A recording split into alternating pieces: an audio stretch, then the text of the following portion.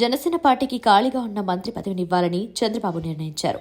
ఆ ఖాళీగా ఉన్న మంత్రి పోస్టు ఎవరికిస్తారో అన్నదానిపై మొదట్లో చర్చ జరిగింది. తర్వాత ఆగిపోయింది.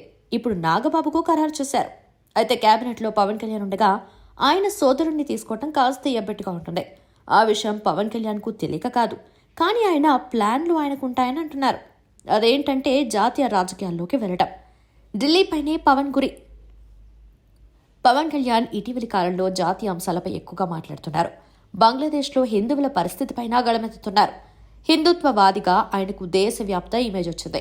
ఈ క్రమంలో ఆయన స్థానికంగా కంటే ఢిల్లీలో ఉంటే మంచిదని బీజేపీ హైకమాండ్ కూడా భావిస్తున్నట్టుగా చెప్తున్నారు. ఇటీవల ఢిల్లీ పర్యటనలో దీనిపై చర్చలు జరిగాయని చెప్తున్నారు. ఎంపీగానే పోటీ చేయాలని గతంలో అమిత్ షా సూచన.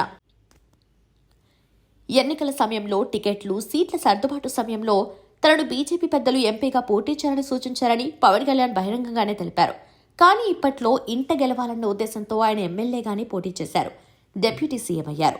ఇప్పుడు పవన్ కళ్యాణ్కు వచ్చిన జాతీయ స్థాయి ఇమేజ్ తమిళనాడు, ఢిల్లీతో పాటు ఇతర చోట్ల ప్రచారానికి ఉపయోగించుకోవచ్చన్న ఎన్డీఏ పెద్దల వ్యూహం, పవన్ భావజాలం అన్నీ కలిపితే ఢిల్లీలో ఉండాలన్న వాదన వినిపిస్తోంది. పవన్ ఢిల్లీకి వెళ్తున్నందునే నాగబాబుకు పదవి. పవన్ కేంద్రంలోకి వెళ్తారని నిర్ణయించుకున్నందున నాగబాబుకు కేబినెట్లో పదవి ఖరారు చేశారన్న వాదన కూడా బలంగా వినిపిస్తోంది. ఈ విషయంలో జనసేన పార్టీలో ఎలాంటి చర్చ జరగటం లేదు. పూర్తిగా పవన్ కళ్యాణ్ నిర్ణయం మీదనే ఆధారపడి ఉంటుందని అంటున్నారు. నాగబాబును కేబినెట్లోకి చేర్చుకోవటం అన్నది ఆషామాషిగా తీసుకున్న నిర్ణయం కాదని, ఓ వ్యూహం ప్రకారం జరుగుతుందన్న అభిప్రాయం వినిపిస్తోంది.